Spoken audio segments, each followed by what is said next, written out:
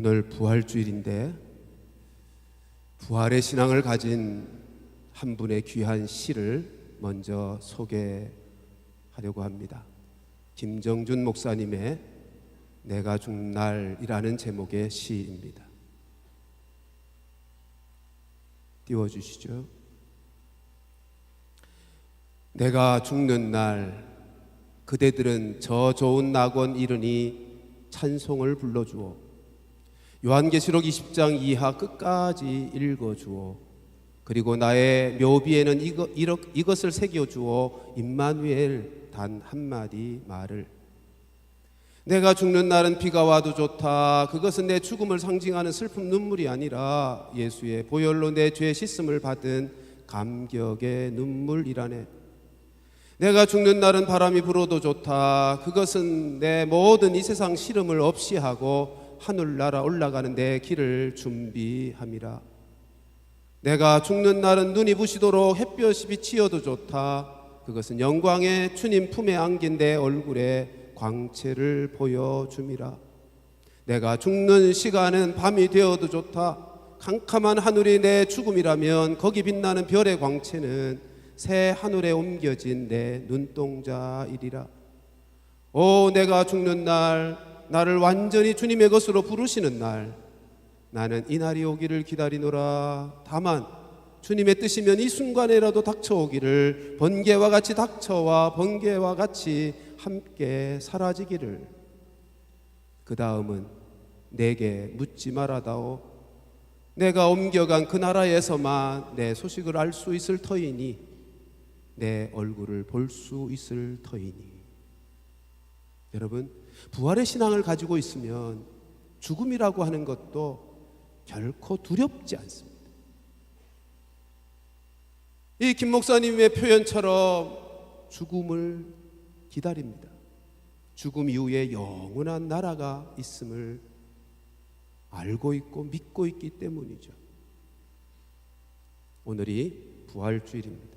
예수님이 우리의 모든 죄악을 다 십자가에서 짊어지시고, 죄는 우리가 지었는데 그분께서 죄값을 다 지불하시고 다 계산하시고, 마치 빚은 내가 지었는데 대신 갚아준 것처럼, 실제로 그것이죠.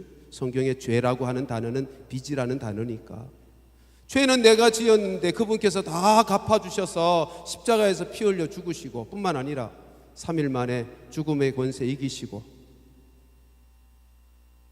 죽음의 권세를 깨뜨리시고 부활하신 우리 예수님, 부활하신 줄로 믿습니다. 그 부활의 생명이 오늘 예배에 참여한 모든 분들에게 충만해서 우리의 일상을 살아가면서도 매일 주님의 부활 그리고 대속의 은혜를 경험하며 살아가는 축복의 인생 되어지시기를 주님의 이름으로 축원합니다. 사진 몇 장을 먼저 보실까요? 갔다 오신 분은 다 아시죠? 중국의 천안문 광장에 가보면 아주 어마어마한 건물이 하나 중앙에 있습니다. 모택동 기념관입니다. 얼마나 화려합니다. 이 건물 안에는 모택동이 죽었을 때 장례 지낼 때 모습 그대로 안치되어 있다고 합니다. 저도 한번 십수년 전에 들어가 보려고 몇 번 시도했어요. 우리 교인들과 이제 선교여행 가면 천안문 광장을 몇 번 갔잖아요. 근데 한 번도 못 들어갔습니다. 왜냐하면 그 시신 보겠다고 줄을 선 사람이 수백 수천입니다. 매일. 그래서 거기 한번 들어가려면 2-3시간도 더 걸리네요. 뭐 그거 보자고 거기 시간을 그렇게 투자할 수는 없잖아요. 또 하나 사진 볼까요? 러시아의 붉은 광장에 레닌 기념관도 있습니다. 거기 역시도 시신이 잘 모셔져 있습니다. 또 하나, 저 북쪽에 가보면 금수산 궁전에, 이름이 궁전이에요, 김일성 시신이 누워 있습니다. 여러분, 이 세상에서 잘났다고 하는 사람, 역사에 기록될 만한 나름대로 잘 살았다고 하는 사람들이 전부 죽음 이후에 무덤을 가지고 있죠. 그게 궁전이 됐던 다 무덤. 근데 특징은 화려하고 웅장하고 큰 무덤들을 가지고 있는 거죠. 그런데요, 기독교는 무덤이 없습니다. 빈 무덤입니다. 예수님이 무덤을 쓰셨는데 그 무덤이 빈 무덤입니다. 왜요? 더 이상 죽음이 예수님을 가둘 수 없었기 때문입니다. 사망이 예수님을 더 이상 붙잡고 있을 수 없었기 때문입니다. 예수님이 부활하셨습니다. 역사 속에서 예수님이 부활하셨어요. 여러분, 기독교 신앙은 다른 종교와 전혀 다릅니다. 일반적인 사람들이야 고등 종교, 그럼 뭐 4대 종교 그래서 다 그게 그거라고 생각을 하죠. 물론 겉으로 볼 때 가르침들은 비슷비슷한 것들이 많습니다. 사랑, 희생, 자비. 그런데 기독교는 다른 종교와 전혀 다른 것이 있습니다. 다른 종교가 흉내 낼 수 없는 것들이 있습니다. 그 첫째가 죄의 문제를 해결하는 것입니다. 여러분, 어느 종교에서도 죄를 그렇게 진지하게 심각하게 다루는 종교가 없어요. 그냥 다 착하게 살자, 바로 살자, 그렇게 가르치지. 죄, 우리 인생의 모든 불행과 저주의 근원이, 그 근본의 씨앗이 죄 아닙니까? 근데 어떤 종교에서도 죄를 근본적으로 다루는 데가 없다고요. 왜요? 그럴 실력이 없는 거죠. 아니, 죄를 제대로 인식하지 못하고 있는 인간이 스스로 만든 종교 속에서 어찌 인생의 모든 문제의 근원인 죄의 문제에 대하여 답을 가질 수가 있겠습니까? 하나님이신 그분만이 우리에게 계시를 통하여 주신 기독교, 계시 종교인 기독교만 그래서 죄의 문제를 진지하게 다루고 죄의 해결책까지를 복음으로 허락해 주시는 것이죠. 다른 종교는 없습니다. 또 하나, 부활이요. 여러분, 세상의 다른 종교에서 부활을 상상이라도 하겠습니까? 기독교는 예수님의 대속과 부활이라고 하는 것 위에 세워진 종교예요. 이거 둘 중에 하나라도 믿어지지 않으면 기독교는 무너지는 것입니다. 부활이 어떻게 가능할까? 우리는 피조물로서 자연 세계 속에 갇혀 사는 한, 자연의 질서 안에서, 하나님이 창조한 질서 안에서 사는 한, 절대로 우리는 경험상으로 부활을 알 수가 없을 것입니다. 하나님이 창조하신 질서 안에 있으니까. 그러나 하나님은 그것을 만드신 분이어서 그 창조 질서 너머에 계시잖아요. 그러므로 하나님이 하실 수 있는 역사입니다. 우리 하나님의 능력으로 우리 예수님이 죽음의 권세에서 벗어나 사망 권세 이기시고 부활하신 줄을 믿습니다. 사실로 믿는 거예요. 사실로. 여러분, 오늘날 자유주의 신학자들은 다른 종교하고 똑같아져. 이게 안 믿어지니까 부활을 말하는데 사상으로 말한다고. 부활 사상을 믿자. 부활하셨는지 안 하셨는지 2000년 전 사건인데 그거 우리가 어떻게 아느냐. 그냥 사상으로 믿자. 얼마나 좋은 사상이냐. 죽음의 두려움 속에 갇혀있는 인생들에게 아니다, 그게 끝이 아니고 부활한다고 가르치면 그게 있는지 없는지는 그건 모르는 일이지만 그게 얼마나 큰 위로와 힘을 얻겠는가, 그러면 가르친다고. 아닙니다. 예수님이 부활하셨습니다. 그건 사건입니다. 예수님이 십자가에서 대속의 죽음을 죽으셨기에 우리의 죄가 용서받은 것이 사실이고, 예수님이 죽음의 자리에서 3일 만에 부활하셨기에 우리가 다시 부활하게 되어진 것이 사건이 될 것입니다. 부활의 신앙을 가지고 살아가는 성도들 되시기를 주님의 이름으로 축복합니다. 오늘 본문은 예수님이 부활하신 다음에 제자들의 모임 속에 첫 번째로 찾아오셨던 현장의 말씀입니다. 오늘 저는 이 말씀을 통해서 예수님이 제자들의 공동체에 찾아오셔서 말씀하신 그 말씀의 내용을 통해 예수님이 가졌던 제자들을 향한 마음의 소원 4가지를 함께 살펴보려고 합니다. 첫째는 평안입니다. 여러분, 오늘 읽은 말씀의 19절 말씀을 보십시다. 이날 곧 안식 후 첫날 저녁 때에 제자들이 유대인들을 두려워하여 모인 곳의 문들을 닫았더니, 여러분, 제자들이 다 무서워서 두려워서 문들을 꼭꼭 걸어 잠그고 있습니다. 그런데 예수님이 그들 가운데 오셨어요. 오셔서 뭐라고 말씀합니까? 너희에게 평강이 있을지어다. 여러분, 예수님이 우리 가운데 오신 그 이유, 그 구원의 목표를 한마디로, 한 단어로 말하라면 평강입니다. 하나님이 우리에게 주시고자 하는 하나님의 소원이 무엇인가 하면 우리의 평강이라고. 평안, 평화, 샬롬이요. 그게 하나님 나라의 본질이고 구원으로 이루어지는 결과를 한마디로 농축해서 표현할 수 있는 단어입니다. 그래서 오늘 본문에도 예수님이 평강이 있을지어다 2번이나 반복하고 있는 거예요. 오늘 이 아침에 주님께서 우리에게도 말씀하실 줄로 믿습니다. 너에게 평강이 있을지어다. 우리에게 그렇게 말씀하시는 거예요. 그게 주님의 마음이라고요. 우리의 영혼의 평강과 우리의 육체의 삶의 평강을. 하나님의 구원은 전인적인 구원이거든요. 우리의 가정의 평안과 우리 교회의 평안과 그분의 소원은 이 땅의 모든 민족과 열방이 다 평안해지는 거예요. 평안해지는 거예요. 사랑하는 성도들이여, 부활하신 주님이 우리에게 주시고자 하는 가장 큰 축복, 영육 간의 평안과 삶의 평안을 다 함께 누리는 은혜가 있기를 주님의 이름으로 축복합니다. 2번째는 주님의 소원이 20절 보면 우리가 부활을 믿을 것을 소원하세요. 20절 같이 한번 읽어보실까요? 시작. 이 말씀을 하시고 손과 옆구리를 보이시니 제자들이 주를 보고 기뻐하시더라. 예수님이 부활하신 몸을 가지고 오셨어요. 오셔서 손을 보여주시는 거예요. 옆구리를 보여주시는 거예요. 왜요? 내가 부활했다 믿으라는 거죠.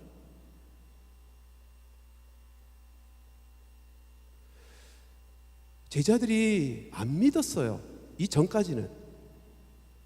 아니, 믿을 생각조차 안 했어요. 그렇죠? 오늘 새벽에 함께 나눴던 본문 다시 한번 볼까요? 마가복음 16장 10절 이하만 좀 보려고 하는데요. 마리아가, 막달라 마리아입니다. 예수님의 부활을 목도했어요. 예수님, 부활하신 예수님을 만난 막달라 마리아가 가서, 제자들에게 가서 예수와 함께 하던 사람들이 슬퍼하며 울고 있는 중에, 그러니까 제자들이 모여서 슬퍼하고 있어요. 울고 있어요. 왜요?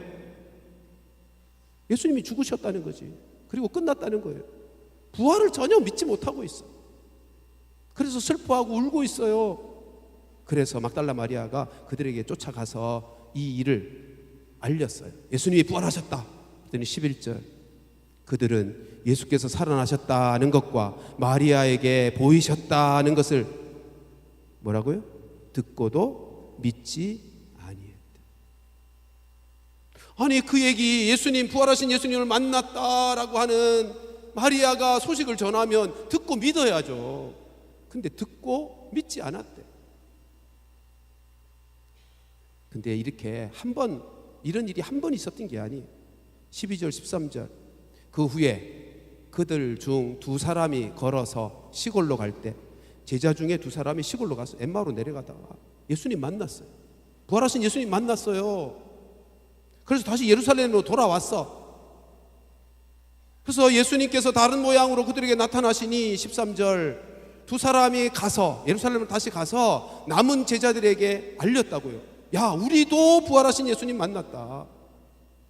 근데 반응이 뭐예요? 역시 믿지 아니하리라.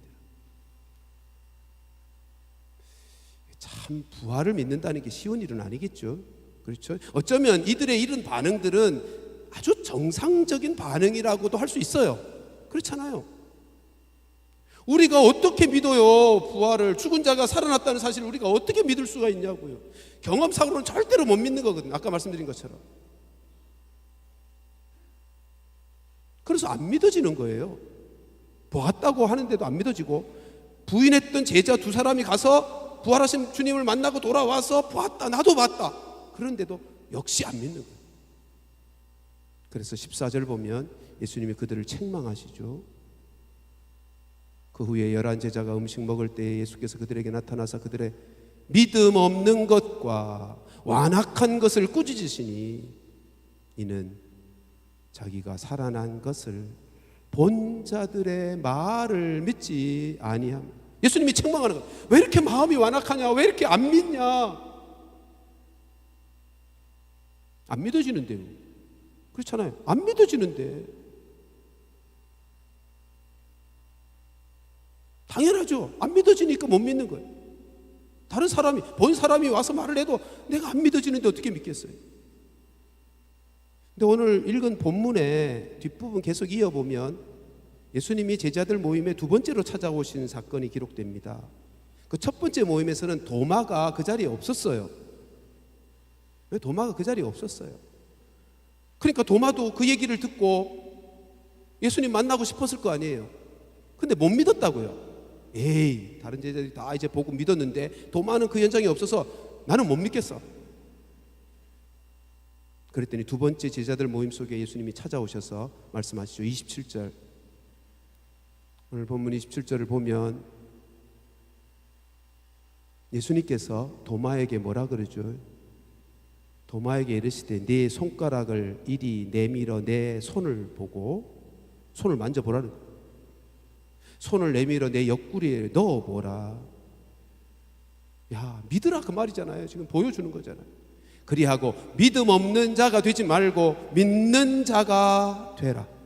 한번 따라 하십시다. 믿음 없는 자가 되지 말고 믿는 자가 되라. 여러분, 왜 제자들이 안 믿었을까요? 아니, 못 봤으니까 안 믿었겠죠. 근데 그보다 더 중요한 이유가 있어요. 오늘 새벽에는 마가복음 16장 1절로부터 그 앞부분 여인들에 대한 말씀도 읽었죠. 여인들이 안식구 첫날 예수님의 무덤을 찾아갈 때 예수님이 부활하시겠다고 말씀하신 그날인데, 그 새벽인데, 부활하심을 환영하는 환영 피켓 들고 갔어야 될 그 시간에 뭐 들고 갔다고요? 향유 들고, 향품 들고 갔다. 시체의 발을. 그러니까 여인들도 안 믿은 거예요. 이들이 누굽니까? 이 여인들과 제자들이 누굽니까? 예수님으로부터 친히 말씀을 들었던 제자들이죠. 예수님의 이적과 능력을 다 보았던 사람들이잖아요. 예수님을 향하여 당신은 하나님의 아들입니다, 우리의 메시아입니다 라고 고백했던 자들이잖아요. 근데도 안 믿는 거야.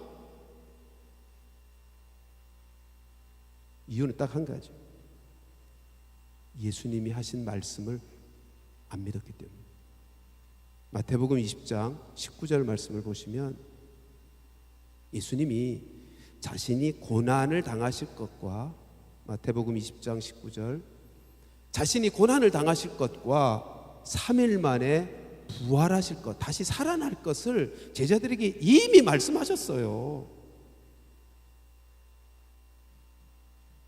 그러면 그 말씀을 마음에 담고, 아, 예수님이 고난 받으셨는데 이제 3일 있다가 부활하신다 그랬으니까 기다려보자. 적어도 그 정도는 돼야 되잖아요. 근데 시체의 발을 향품 가지고 가면서 무덤 문은 누가 열어주지? 시체에 어떻게 우리가 접촉할 수 있을까? 그 걱정만 하고 있었다고요. 또 본 사람들이 나타나서 나 예수님 부활하신 거 보았어 라고 말하는데도 안 믿어. 또 역시 안 믿어. 이유는 딱 하나예요. 말씀을 마음에 담을 만큼 말씀에 집중하지 않았어요. 말씀을 안 믿었어요. 우리가 잘 아는 대로 로마서 10장 17절에서는 뭐라 그러죠? 믿음은 들음에서 나고, 들음은 아무거나 들어서 믿음이 생기는 게 아니고 말씀으로 말미암는다.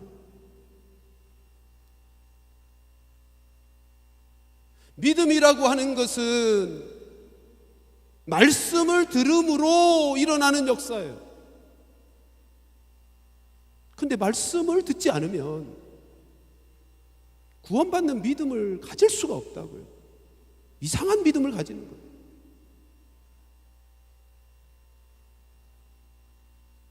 어제 우리 피택자하고 훈련하면서 그 과정의 내용 속에 이 본문이 좀 있었어요.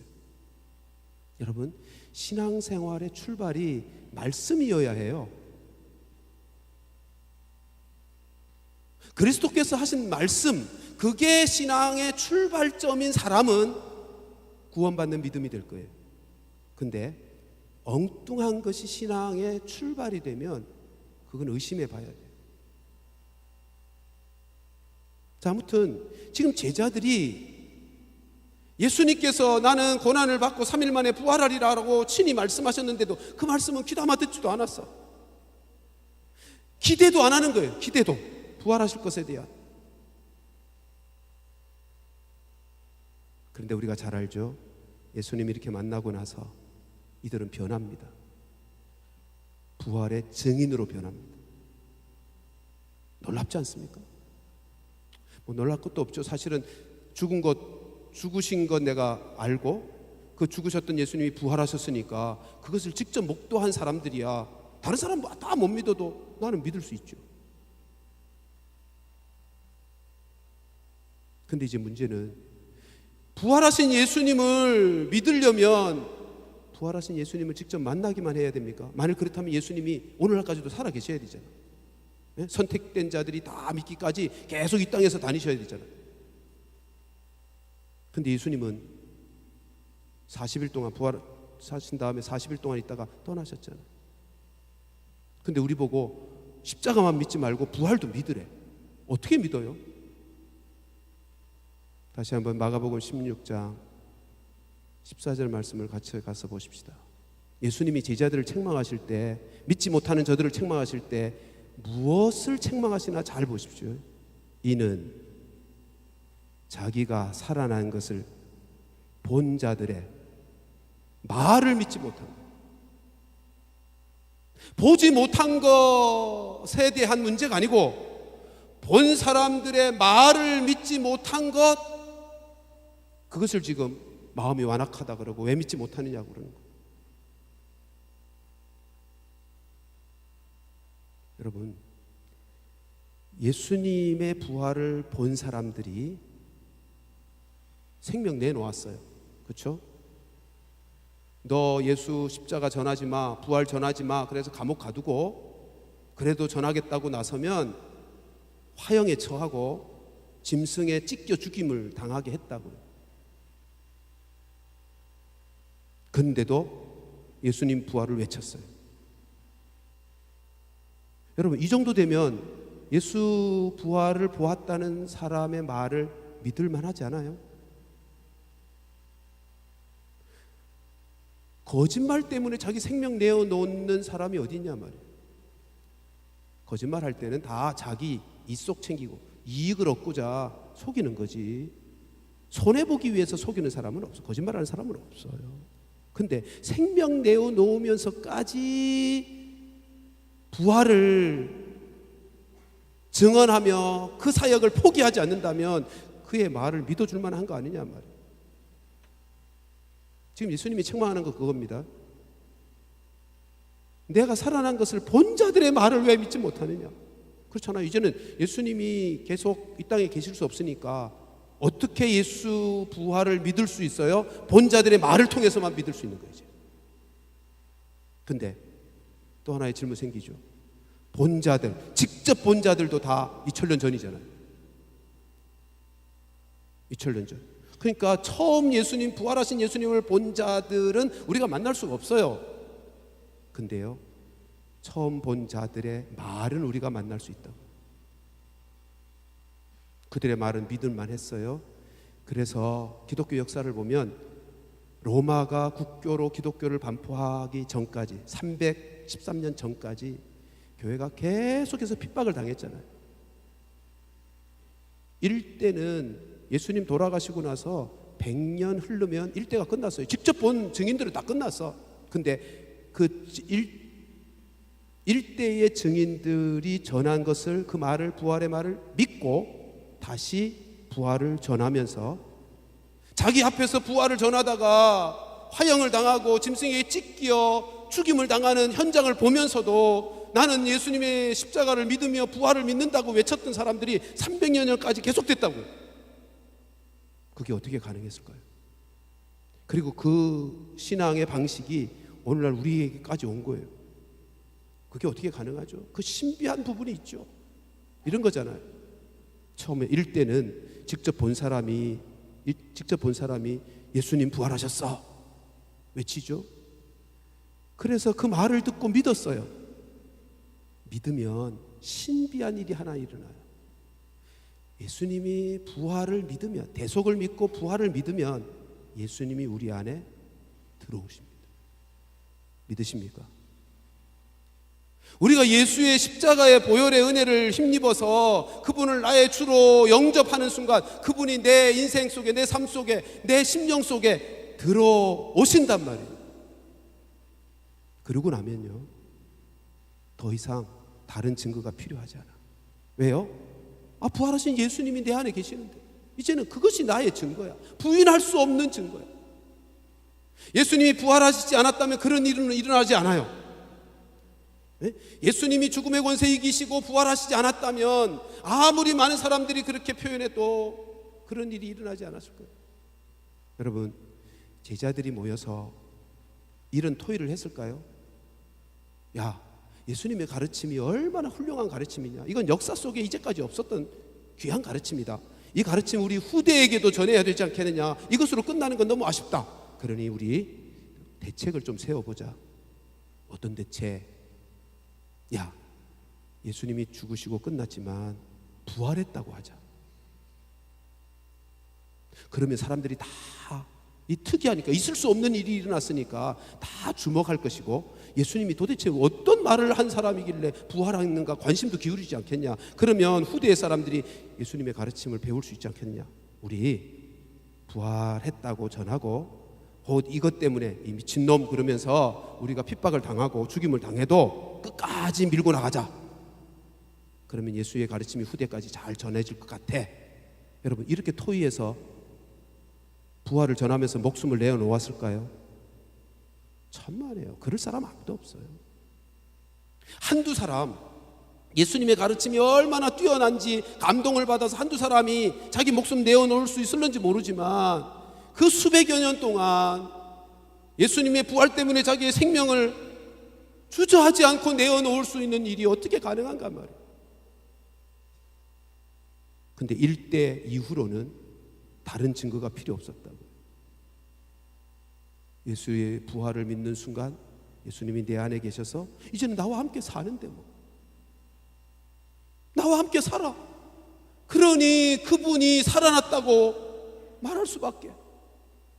전에는 그 경험을 할 수가 없었는데 예수님을 믿자마자 그분이 내 안에서 나와 함께 사는 그 삶을 경험하고 사니 나로서는 더 이상 다른 사람은 몰라도 부인할 수가 없는 거예요. 그래서 그 이후의 역사에도, 오늘날에도 이슬람권에 가면 예수님의 복음 때문에 순교당하는 이들이 있단 말이에요. 믿어지니까. 사랑하는 성도들이여, 예수님의 간절한 소원이 뭔지 아십니까? 예수님의 부활을 사건으로 믿는 것입니다. 이 자리에 있는 모든 분들이 예수님의 부활이 사건으로 믿어지는 은혜가 있기를 축복합니다. 이거 믿어야 참된 신앙 생활을 할 수 있어요. 이게 믿어져야 이제는 이 세상이 아니라 영원한 하나님 나라, 베드로의 표현대로 하면 썩지 않고 더럽지 않고 쇠하지 아니하는 영원히 받을 기업을 사모하며 살아가는, 그래서 이 땅에서 함부로 안 살고 이 땅에서 말씀을 따라 살아가는 참된 그리스도인의 삶이 가능하고, 이 부활의 신앙을 가져야 내 안에 예수의 생명으로 사는 역사가 가능하단 말이에요. 세 번째 소원, 오늘 본문 22절을 보십시다. 세 번째 소원은 우리에게 성령을 받게 하시는 것입니다. 저희를 향하여 숨을 내쉬며 가라사대 성령을 받으라. 왜 예수님이 우리에게 성령을 주고 싶어 하실까요? 우리 요한복음 강해 쭉 살피면서 요한복음 16장에서 예수님이 하신 말씀을 기억하시죠? 내가 떠나는 것이 너에게 유익이다. 내가 떠나야 성령이 너희 가운데 오실 수 있다. 내가 가서 너희에게 성령을 보내리라. 그가 오시면 나를 증거할 것이고 내 말을 기억하게 할 것이고. 여러분, 지금 예수님이 부활하신 다음에 제자들을 향하여 성령을 받으래요. 왜요? 성령으로 살아야 우리가 세상을 이기고요, 성령으로 살아야 그리스도인답게 살 수 있기 때문에. 우리 중에 아무도 성령의 은혜와 감동과 인도하심과 능력 없이는 참된 그리스도인으로 살아갈 수 있는 자가 아무도 없습니다. 사랑하는 성도들이여, 우리 모두 사도 바울의 권면처럼 성령 충만 받게 되기를 주님의 이름으로 축원합니다. 계속해서 받으라는 표현이었죠. 매일매일 우리 안에 성령 충만한 은혜가 부어지기를 주님의 이름으로 축복합니다. 네 번째, 주님의 소원은 21절, 아버지께서 나를 보내신 것 같이 나도 너희를 보내노라. 뭐죠? 우리로 예수님의 십자가 죽으심과 부활을 증거하는 증인으로 살기를 원하는 것입니다. 그게 예수님의 소원이에요. 그게 부활하신 예수님의 네 번째 소원이라고요. 근데 오늘 읽은 말씀의 마지막 절 23절을 보면 특이한 표현이 있어요. 너희가 누구의 죄든지 사하면 사하여질 것이요. 여러분, 이 일은 누가 하는 겁니까? 예수님이 하시는 일이잖아요. 근데 너희가래, 우리가. 너희가 누구의 죄든지 사하면 사하여질 것이요 누구의 죄든지 그대로 두면 그대로 있으리래. 무슨 말이에요? 예수를 전하라는 거죠. 예수를 전하면 그 예수로 말미암아 저들의 죄가 용서받을 수 있다, 사하여지게 되는 것이다. 근데 전하지 않으면 그들의 죄는 그대로 있는 거예요. 지금 예수님이 부활하신 이후에 제자들에게 또 부활을 믿는 성도들에게 네 번째로 가지고 있는 소원은 이 복음을 전하라는 것입니다. 예수님이 하나님으로부터 보냄받아 이 땅에 오셨던 것처럼. 왜요? 구원을 위해서. 이제 예수님이 부활하신 이후에 우리를 세상으로 보내시고 계십니다. 네 가지요. 부활하신 예수님이 우리에게 주시고자 하는 마음의 소원이 네 가지. 첫 번째, 이제는 순서를 좀 바꾸어서 표현합니다. 부활을 믿으라는 것입니다. 그게 먼저죠. 예? 부활을 믿어야 한다는 거죠. 두 번째로는 성령 충만하라는 것입니다. 세 번째로는 증인의 삶을 살라는 것입니다. 그리고 이 모든 것으로 말미암아 주님이 우리에게 주시고자 하시는 것은 평안입니다. 평안입니다. 부활하셔서 우리 가운데 찾아오셔서 우리를 위하여 가지고 계신 주님의 소원, 이 네 가지가 우리 모두에게 다 임하는 은혜가 되기를 주님의 이름으로 축원합니다. 우리 함께 기도하십시다.